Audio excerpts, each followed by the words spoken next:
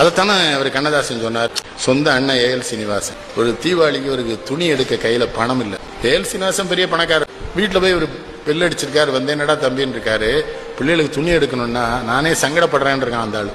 அப்பதான் அண்ணன் என்னடா தம்பி என்னடா அவசரமான உலகத்திலே ஆசை கொள்வதில் அர்த்தம் என்னடா காசு இல்லாதவன் குடும்பத்தில் பெட்டை கோழிக்கு கட்டி சேவலை கட்டி வைத்தவன் யாரடா அது 8 குஞ்சுகள் போட்ட பின்பமே வருந்தவில்லையே தாயடா.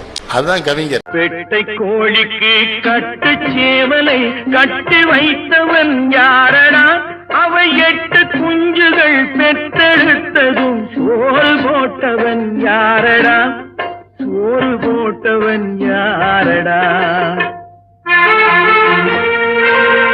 வளர்ந்த குஞ்சுகள் பிரிந்த போதிலும் வருந்தவில்லையே தாயடா. மனித ஜாதியில் துயரம் யாவுமே மனதினால் வந்த நோயடா.